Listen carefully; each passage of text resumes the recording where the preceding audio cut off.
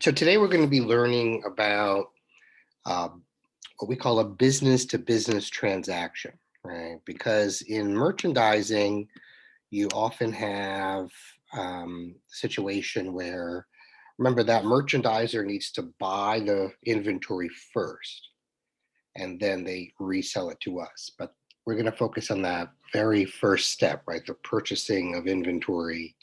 Um, so oftentimes retailers, like large retailers like Walmart, will buy their inventory directly from manufacturers. Um, Others may have a different route, but in essence, we're going to be focusing on business to business transactions today. Learning objective 2 looks at the transaction from the buyer's perspective.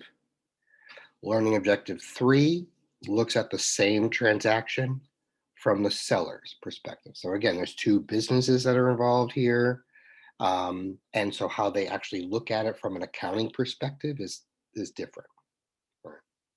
Everything starts with the invoice. It's very important for you to be able to read and understand the invoice. This is our source document in which the accounting is going to be based on. All right. So when you look at this, you'll see that this invoice was created by PW Audio Supply. Okay. And here you have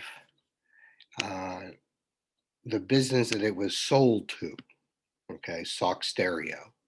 Now, PW Audio Supply is all the way in Michigan, whereas the buyer, Sock Stereo, is in Illinois. Okay, and this is very common because businesses do business with folks around the country and around the world. So this is very common to understand, and it's a very important point you'll see very soon. Okay. One thing to remember is your PW Audio Supply is the seller. Your Sock Stereo, that company, is the buyer. That's the business-to-business transaction we have. Okay. Important pieces of information on the invoice include also the date, because the date here becomes important because remember, in accounting, we keep records chronologically by date. So this date is very important to both the buyer and the seller. Okay. And so that's very important. Now, we don't really care too much about the salesperson, although that might hurt the salesperson's feelings. I don't mean to do that because this person probably gets paid on commission, so it's important to him or her. However, it's really not important in accounting, which is what we're focusing on. Two other things that are very, very important. Actually, there's going to be three. This box here shows the terms. I'm going to be getting back to that in a moment. Okay. And this box here shows what we call FOB. And I'm going to get back to that in a moment. Okay. But let me focus on what was actually sold. So a few things were sold here. This company, Sock Stereo, bought this circuit board prototype and some circuits from PW Audio Supply. Okay, one circuit board cost $2,300. 5 circuits at $300 a piece cost $1,500. So this was the total amount of this inventory was $3,800. Okay, so that's important. The inventory will be sent from Michigan to Illinois through some type of shipping company. Okay. And that's where the FOB comes into focus.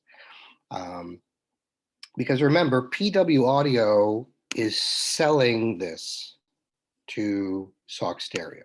So in other words, PW Audio owns this and they're selling it to Sock Stereo. Right. So when does Sock Stereo actually own it? When does Sock Stereo actually own this circuit board and these circuits? Well, that's what the FOB tells us. Okay, the circuit board and circuits really transferred ownership at the shipping point. FOB shipping point means that when the seller packages it up and gives the box to the shipping company, whether that's UPS or FedEx or DHL or a bunch of other ones, at that point that they've given it to the shipping company, that's when the ownership transferred to the buyer. Okay, so when do you own things is very important here.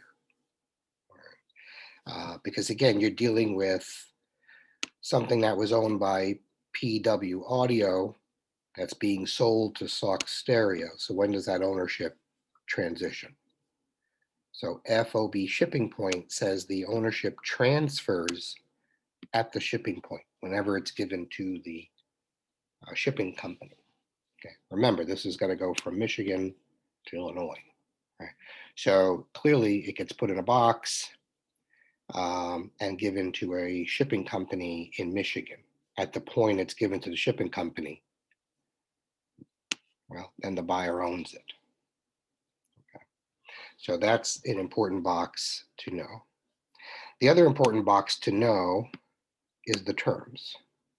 Well, why? Well, what else is going in this box? There's going to be a circuit board and circuits going in this box. And guess what? A copy of this invoice is going to go into this box. So when Sox Stereo opens the box whenever it gets to it it's in Illinois, they're going to see the circuit board and the circuits and this invoice, knowing that this invoice means it's a bill. Okay, so the Sox Stereo, when they open it up, they're going to get a bill as well. So they owe PW Audio $3,800. Okay. Now the terms speak to that amount. The terms mean, and we read it 210 net 30. This means that if they pay, in other words, if Sox Stereo pays PW Audio in the first 10 days, they get a 2% discount. They pay 2% less than the amount shown here. However, if they wait after that, in 30 days, the net amount is due, which is basically the whole amount. Okay. So this box terms talks to and tells us about when this amount on the invoice is actually due. And those are the important things of how to read an invoice. Okay. The seller, the buyer, the date, the inventory that has as part of this transaction, the total amount, when it's due, which is the terms, and when did the buyer take ownership? That's the FOB. Okay. So learning objective 2 looks at the buyer's perspective in this. So when we go through this objective, you are doing the books from the perspective of Sox Stereo, who's the buyer. Okay. So let's go. So Sox Stereo bought this on the 4th of May. The print's very small. Okay. So when Sox Stereo buys this, they have to prepare a journal entry. So what are they buying? They're buying inventory. That's what they're buying here. Okay. And the total amount of inventory is $3,800. So the first thing they're going to do is they're going to debit inventory for $3,800. Remember, inventory is an asset account. So the debit to the asset account means more inventory. This invoice is a bill that needs to be paid. So when they get this invoice, they're going to have to set up an accounts payable. Okay, remember, an accounts payable really is any bill that's due in 30 days. So here we got an accounts payable, $3,800. So that's what they're going to do from Sox Stereo's perspective. Again, they're the buyer. Okay, so that's the very first thing they do is debit inventory, credit accounts payable. Now you've probably bought stuff,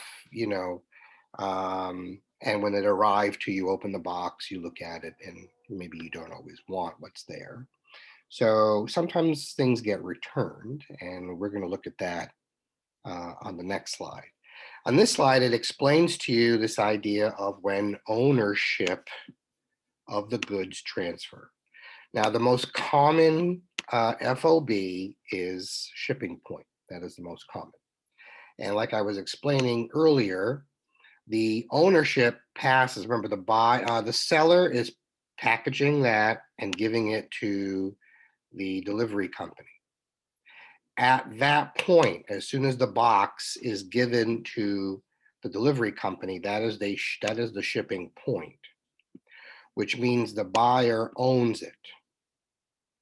Now, this is important too, because again, our seller in this case is in Michigan and our buyer's in Illinois. So that means that since the buyer owns it and it's on a truck from somewhere in Michigan going to Illinois, they're going to be paying for all the costs of that and insurance. Freight and insurance is all going to be paid by the buyer because the buyer owns it. It's their property. They're going to want to protect it. Okay. The other option that they do have, it's not as common as shipping point, is something called FOB destination. And the word destination means the ownership transfers when it gets to the destination of the buyer, right? So let's go back to our example here. We have PW Audio, who's the seller. It's their inventory. They put it in a box. They put it on a delivery carrier company. They still own it all the way through this process.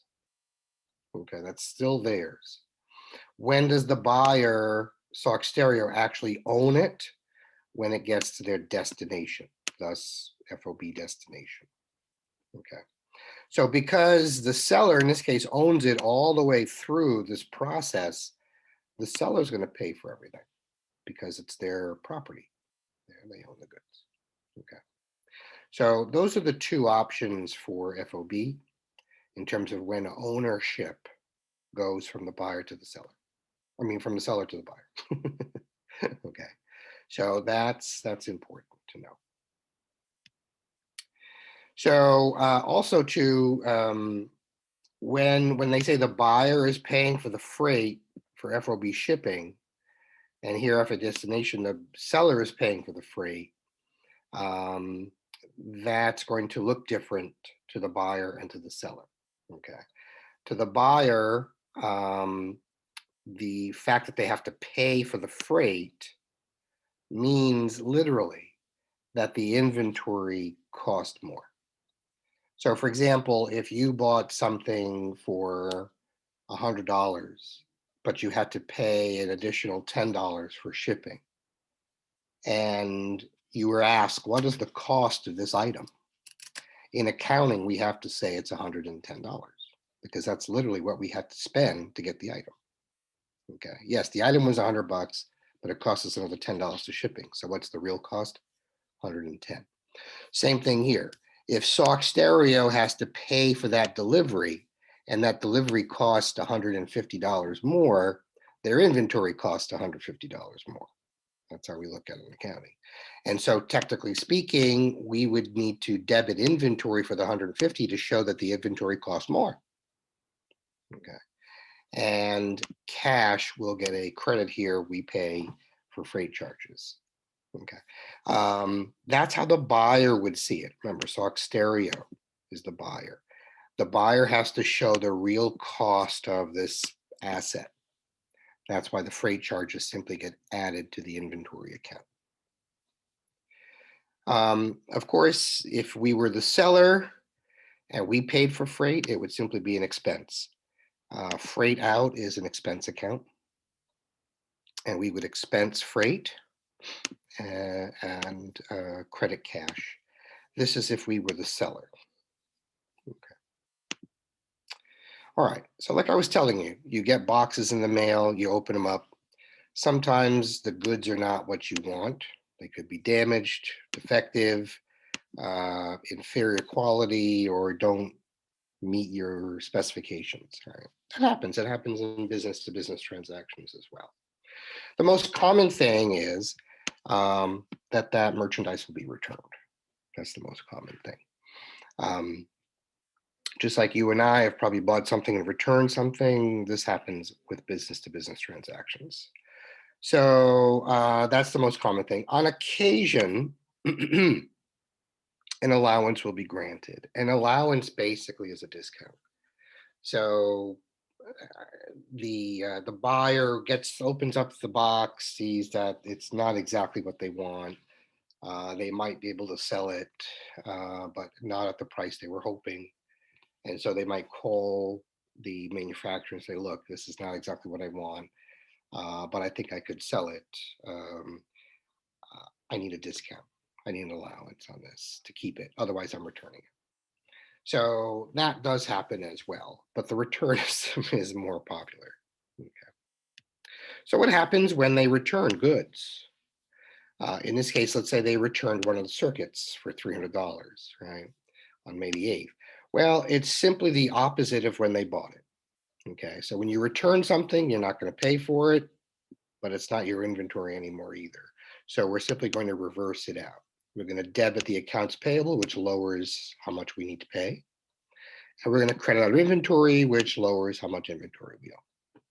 And that's basically what the buyer would do in the case of a return.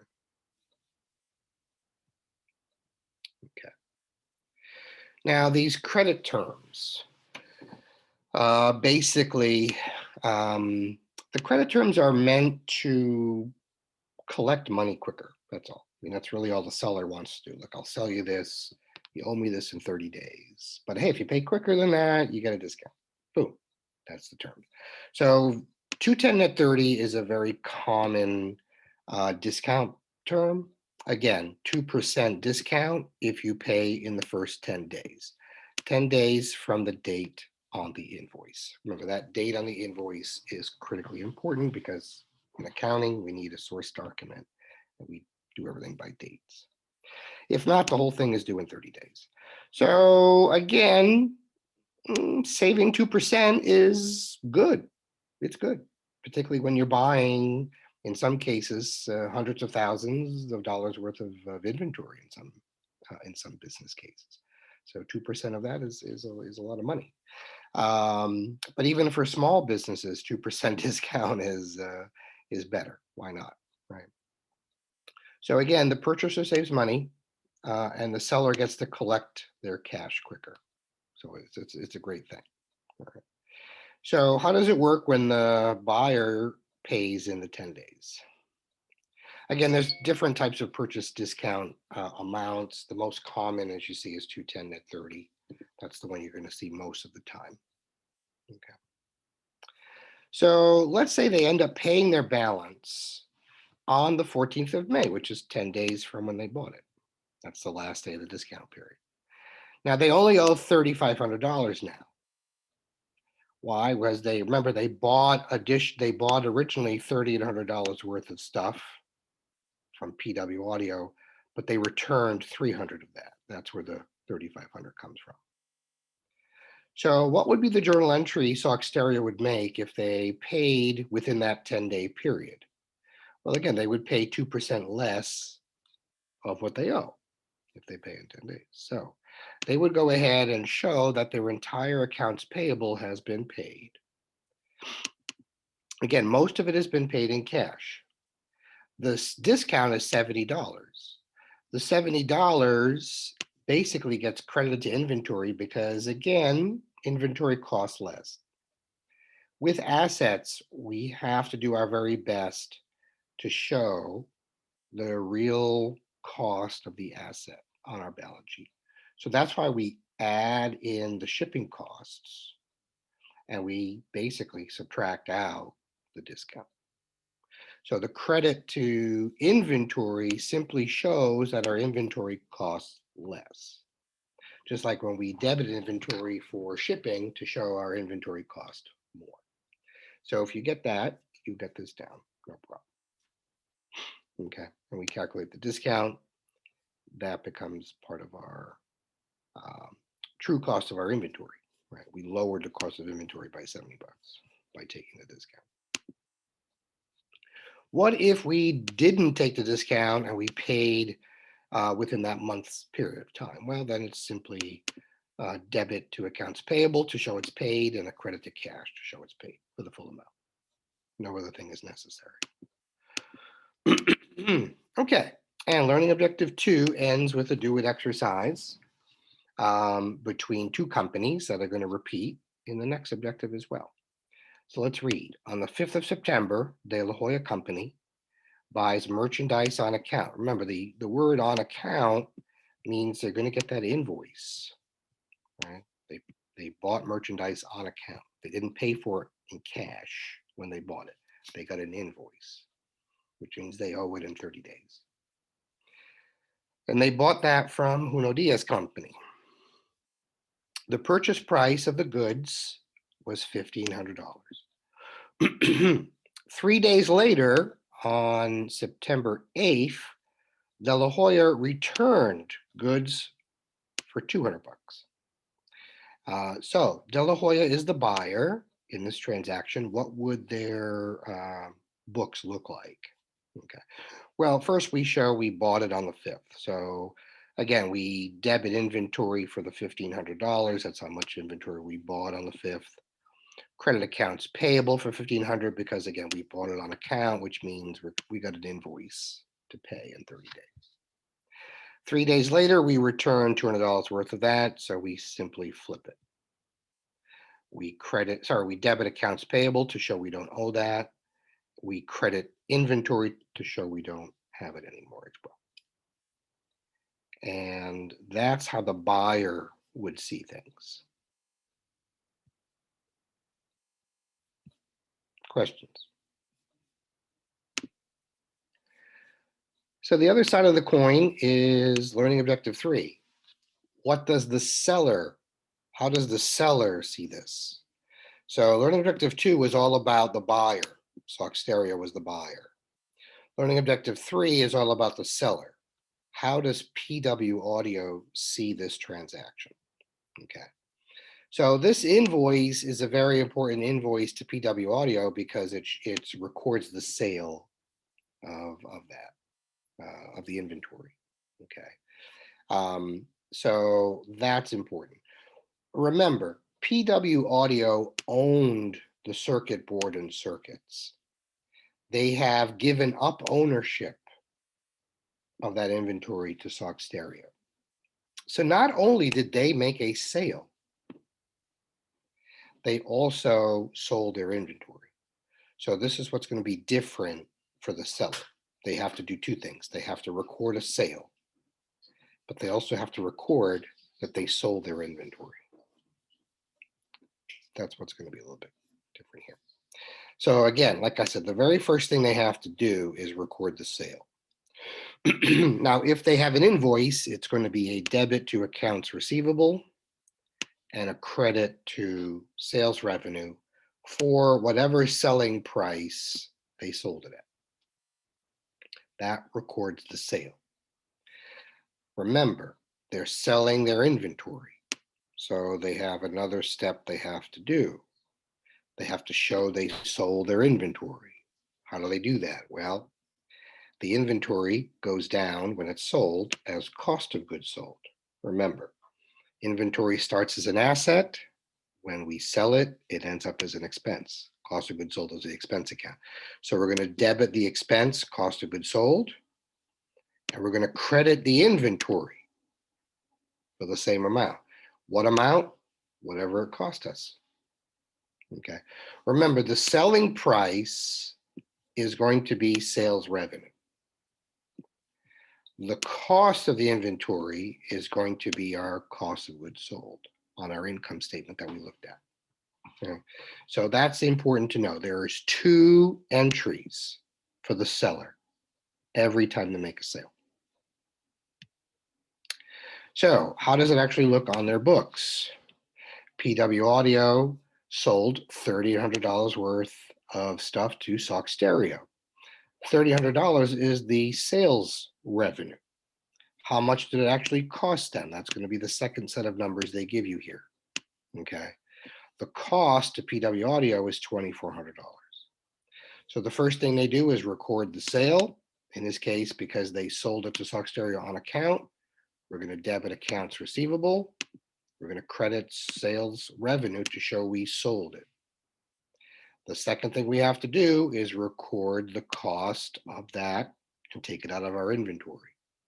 The debit to cost of goods sold is going to be the cost of the inventory, $2,400. They give you that. we credit inventory because we sold our inventory. We don't own it anymore. So we take it out of our inventory account. So again, this number, the second number for the seller, is important because it's the amount of inventory they've sold. It becomes the cost of goods sold, and it becomes, again, it's the cost of inventory that they sold, so they don't own it anymore. So very important to know all of that. Okay. The flip side of a return to the seller is something called sales returns and allowances. Sales returns and allowances is an account. Okay, it's actually a revenue account with a debit balance. So we call it a contra revenue account.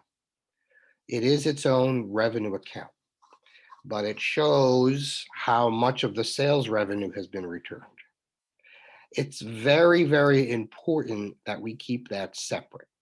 Some people say, well, why don't we just debit sales revenue? Well, because we actually sold it. We actually sold it. The fact that it was returned is an important story for us to keep track of, because retailers are in business to sell their inventory. They don't want it back. Okay. So the fact that certain things come back is important to note, because do you really want to keep offering that for sale if your customers keep bringing it back? Well, if you don't keep track of all these things separate, you're going to have a hard time making a management decision on what goods are going to be on your shelf and what goods you should stop having on your shelf, because every time customers buy it, they bring it back. Right? So it's important to keep track of all of that. That's the purpose of sales returns and allowances. Okay.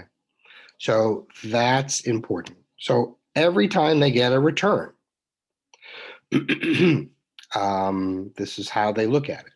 So remember, Salk Stereo returned. They bought that $300 circuit and they returned it to PW Audio. So PW Audio gets this return for $300. It was $140 cost to PW.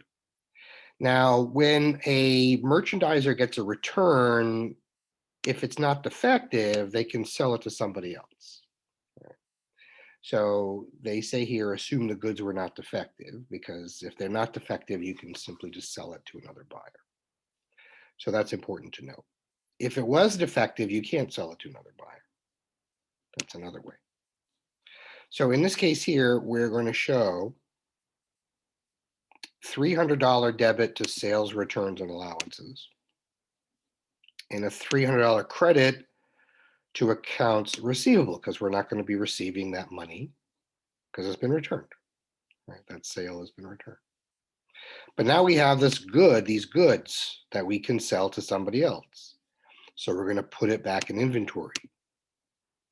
We're going to debit inventory for the cost of the goods, and we are going to take it out of our cost of goods sold account. Okay. Cost of goods sold is a very active account, unlike all the other expense accounts, where expenses throughout the year you simply debit, debit, debit, debit, debit. Well, for a merchandiser that deals with returns, and returns that can be sold to somebody else, their expense account, cost of goods sold, is going to show a number of different credits. Every time there's something returned, that could be resold. So it is an odd expense account in that way, because it's a lot more active than your average expense account, which basically just shows up on the debit side. Here we've got cost of goods sold we're going to have many different credits in cost of goods sold, if you look at it in a big picture.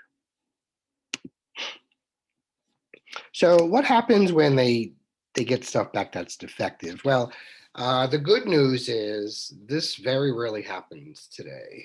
Thank God. When I was your age, oh my God, there about roughly 5% or so of goods were defective. And so, but today, because we have computer aided manufacturing and things like that, the percentage is well below 1%, the fraction of 1%, in fact. And so defective goods are not as common as they were, but they still happen. If you are a manufacturer or a business that received a good back that was defective, you cannot sell it to anybody else. So what you do is you put a special scrap value. I wouldn't use 50 bucks. I'd use something odd like 9 or something that sticks out like a thumb to show that those particular goods were defective and thus you cannot resell them. They have to go back to the manufacturer or be replaced if usually there's warranties on these things. So, so in this case, we are still going to debit sales returns and allowances for the $300 and credit our accounts receivable for $300. But because this is a defective good, we're not going to be reselling it.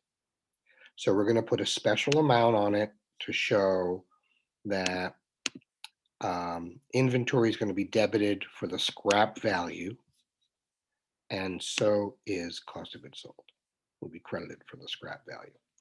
Again, this doesn't happen very often, but it does happen. Okay.